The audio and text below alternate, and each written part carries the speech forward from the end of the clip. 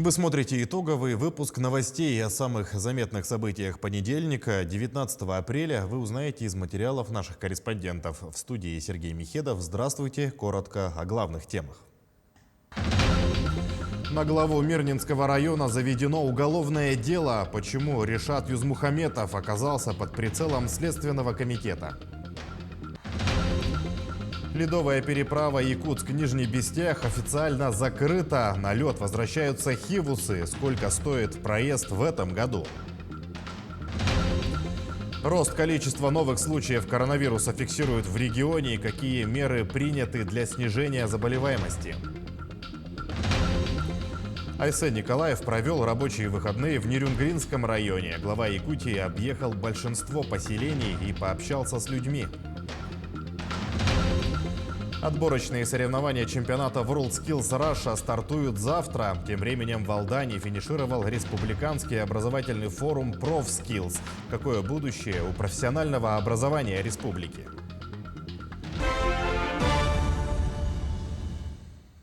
Возбуждено уголовное дело в отношении главы Мирнинского района Ришата Юзмухаметова. По версии следственных органов, он подозревается в присвоении и растрате. Органы следствия установили, что Юзмухаметов незаконно распорядился по своему усмотрению муниципальной недвижимостью на сумму около 12 миллионов рублей. Решается вопрос об избрании меры пресечения. Степень виновности установит суд. Исполняющим обязанности руководителя Следственного управления Следственного комитета России по Республике Саха-Якутия возбуждено уголовное дело в отношении главы Мирнинского района Ришата Юзмухаметова. Он подозревается в совершении преступлений, предусмотренных частью 4 статьи 160 Уголовного кодекса Российской Федерации, присвоении и растрате, то есть хищениях чужого имущества, веренного виновному, совершенных лицом с использованием своего служебного положения в особо крупном размере. Органами следствия установлено, что Юзмухаметов незаконно распорядился по своему усмотрению муниципальной недвижимостью на сумму около 12 миллионов рублей. В настоящее время в рамках уголовного дела проводятся мероприятия, направленные на сбор и закрепление доказательственной базы. Решается вопрос об избрании подозреваемому меры пресечения. Расследование продолжается. Страшное преступление совершено сегодня утром. 26-летний житель села Таймылыр Булунского района нанес ножевые ранения своим сыновьям, которым было 1 и 2 годика. Мальчики скончались в больнице. После совершения преступления мужчина пытался покончить с собой. Убийство произошло в отсутствии матери детей. Женщина находится на лечении в Якутске после операции. Расследование продолжается. Ход следствия находится на контроле исполняющего обязанности руководителя Следственного управления. Арктическим межрайонным следственным отделом СУИСК России по Республике Саха-Якутия возбуждено уголовное дело по признакам состава преступления, предусмотренного пунктами А.В. части 2 статьи 105 Уголовного кодекса Российской Федерации.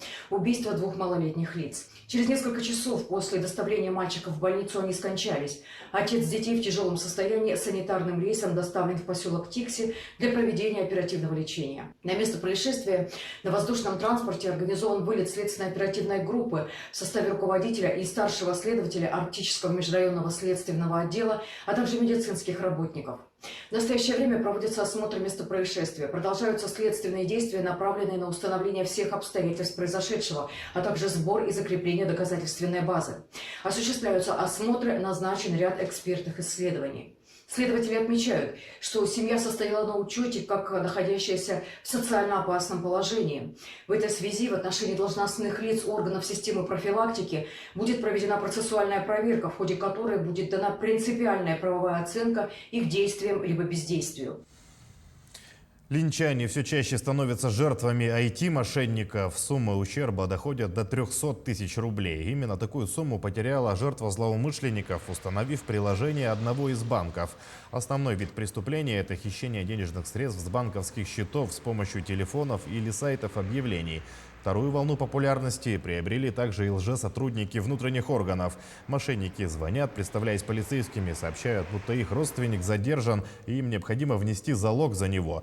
Такие преступления раскрываются тяжело. Сотрудникам внутренних органов приходится выезжать в другие регионы, так как мошенники орудуют из разных городов страны. Мошеннические действия у нас, значит, за отчетный период, за первый квартал у нас зарегистрировано 15 фактов мошеннических действий. Это в основном также приобретение товаров на Юле, на Авито продолжаются. Также поступают гражданам звонки от якобы сотрудников банка, сотрудников полиции, сейчас тоже уже возобновились. На сегодняшний день у нас получается вот посредством приложения Юла по гражданина 7 тысяч рублей списали.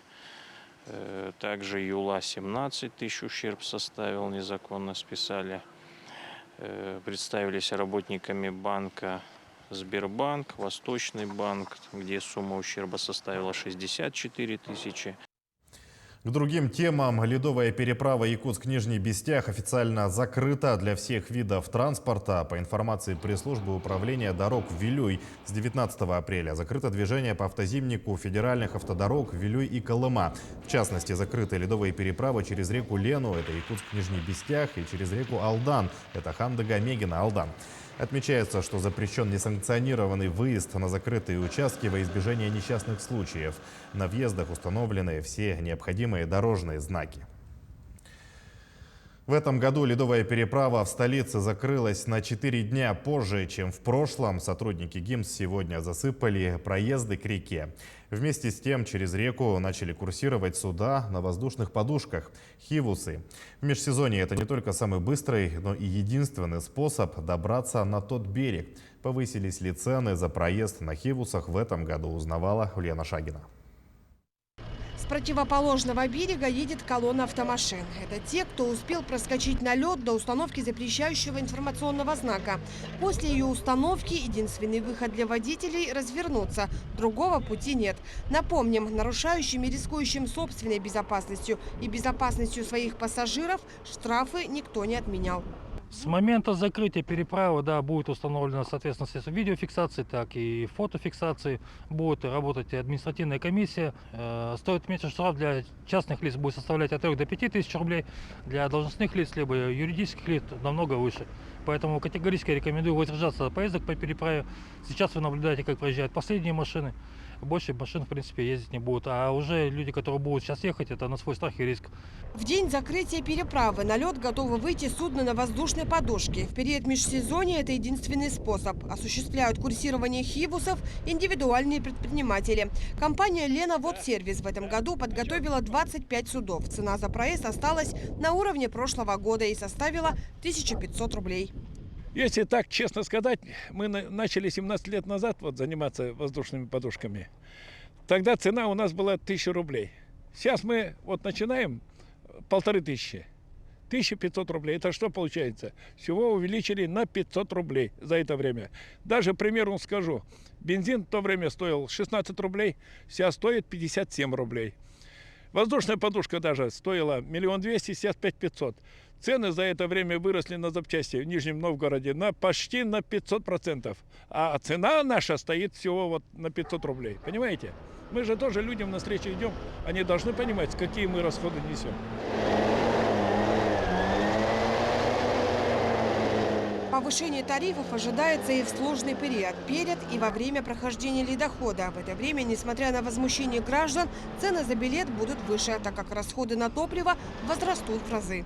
Во время сильного ледохода на помощь хивусам каждый год приходят такие аэроботы «Тайфуны». У них намного больше расход, поэтому и тарифы будут больше. Пока что цена официально не установлена, но, как говорят руководители компании, цена будет увеличена примерно на 500 рублей. Из изменений в этом году размещаться частники будут в том же месте, но уже официально. Это территория лодочной станции на 203-м микрорайоне, напротив пляжа. Разрешение дала администрация столицы. По словам руководителя компании, для получения такого документа был пройден целый ряд проверок, в том числе и на звуковые барьеры. Напомним, ранее жалобы поступали от жителей близлежащих домов, которым гул от моторов судов не давал спать в ночное время. Ульяна Шагина, Павел Пахомов, Якутск. Вскрытие рек на территории республики прогнозируют раньше обычных сроков. По информации пресс-службы регионального МЧС, вскрытие реки Лены в пределах Ленского и Алекминского районов ожидается с 5 по 14 мая. В районе Якутска 15-16 мая, у поселка Сангар 19-21 мая. А в устьевом участке реки в последних числах месяца. В течение второй декады мая вскроются реки Алдан, Вилюй и нижнее течение реки Амги. Ледоход на реках севера и северо-востока Якутии будет наблюдаться в третьей декаде мая и начале июня. Отмечается, что формирование заторов льда будет определяться конкретными природными условиями. Сейчас об эпидобстановке в регионе. 75 новых случаев коронавируса выявили в Якутии за минувшие сутки. Из них больше всего в Якутске – 48. В Мегино-Кангаласском районе – 7, в Алданском и Чурапчинском – по 5, в Усть-Алданском – 4, в Нерюнгринском – 3, в Татинском – 2 и в Намском районе – 1 заболевший. За сутки лаборатории республики провели почти 800 исследований на коронавирус. Усилить работу по контролю за масочным режимом призвала замруководителя Роспотребнадзора по республике Изабелла Самойлова. На брифинге по эпидситуации в регионе она отметила, что в настоящее время люди возвращаются из-за рубежа, в основном из Турции, где рекордный рост заболеваемости по сравнению с другими странами мира. Всего с начала года в Якутию вернулись около 10 тысяч граждан, и не все из них сдали ПЦР-тест. Между тем, заболеваемость ковид в республике выросла в 2 раза. Причиной роста оперативный штаб называет общую расслабленность населения. Люди прекратили носить маски и соблюдать дистанцию. Принято решение максимально снизить количество массовых мероприятий. За эти сутки на уровне Российской Федерации мы занимаем уже 6-е место. Это антирейтинг. Выросла заболеваемость среди молодежи в возрасте от 18 до 29 лет. Преимущественно это студенческая молодежь. Среди них показатель увеличился почти в 3 раза. Негативным фактором является то, что выросла заболеваемость среди лиц старше 65 лет. На реанимационных койках на сегодняшний день находится 28 человек. Из них 6 в тяжелом состоянии находятся на аппаратах ИВЛ. Согласно решениям Оперштаба республики, максимально снизить количество массовых мероприятий. Призываем административные комиссии муниципальных образований усилить работу по контролю за масочным режимом. Оперштаб Алекминского района отреагировал на рост заболеваемости и ввел дополнительные ограничительные меры. Отменены все массовые развлекательные и спортивные мероприятия с 20 апреля по 8 мая. Предприятиям общественного питания предписано соблюдать рассадку с учетом соблюдения социальной дистанции и наполняемостью зала не более 50%. Возобновляются рейды по торговым точкам и местам скопления людей. Также с 20 апреля по 8 мая приостановили проведение всех массовых мероприятий в образовательных учреждениях, организациях среднего, общего и профессионального образования в регионе. Об этом сообщили в правительстве Якутии. Кроме того, будет усилен контроль за соблюдением мер профилактики коронавируса. Чуть более 800 дошкольных учреждений в регионе продолжают работать в очной форме. Информацию предоставила Минобрнауки. В связи с превышением порогов заболеваемости ОРВИ полностью закрыт детский сад номер 9 Сардана Усть-Алданского района. Частично закрыты 33 группы в 27 детских садах в Якутске, Усть-Алданском, Сунтарском, Усть-Майском и Ленском районах. В учреждениях общего образования в очной форме работу продолжают чуть более 500 школ. В очно-заочной 127, в дистанционной 3. Идем далее. Айсен Николаев в минувшие выходные посетил Нерюнгринский район. В ходе рабочей командировки глава республики объехал большинство поселений и пообщался с людьми на самые важные темы, которые волнуют нерюнгринцев. Подробности у наших корреспондентов.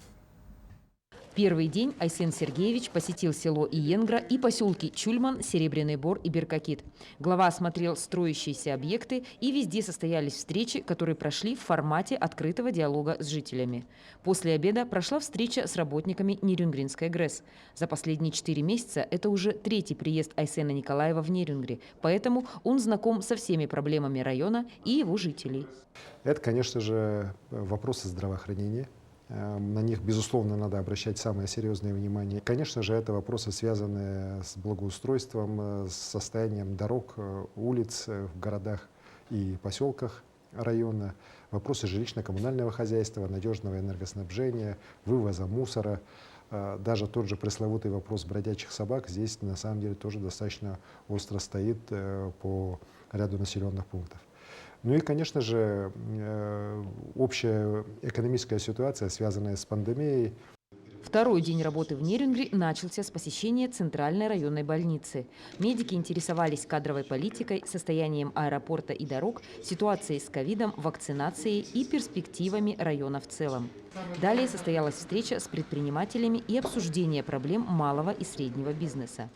Тепло встретили главу на сцене Центра культуры и духовности имени Пушкина, где состоялся концерт детской музыкальной хоровой школы «Соловушка». Хочу сказать несколько слов про «Соловушку». Я, знаете, давно слежу за этим ансамблем.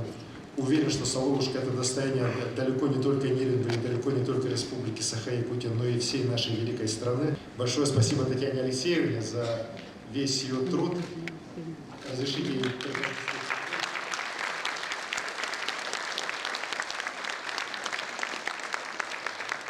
После концерта было уделено внимание молодежному движению по вопросу развития цифровой трансформации.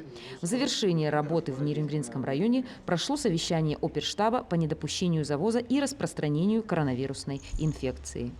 Ирина Кичигина, Захар Головин, Нерюнгри.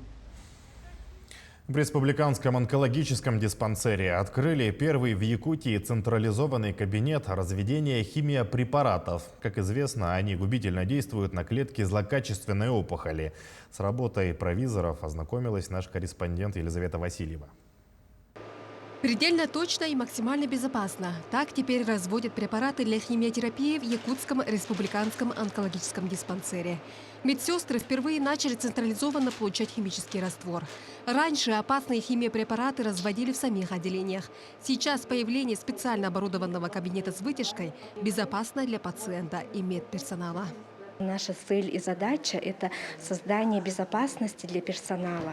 Во-вторых, это повышенный контроль, то есть многоступенчатый контроль за назначением химиопрепаратов.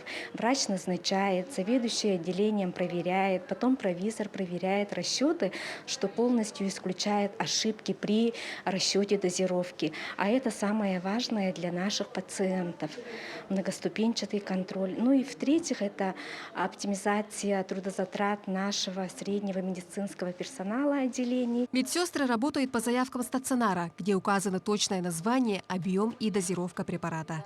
Сначала берут препарат, разбавляют физраствором и наливают в бутылки. Далее цитостатики помещают в герметичную упаковку и доставляют больным.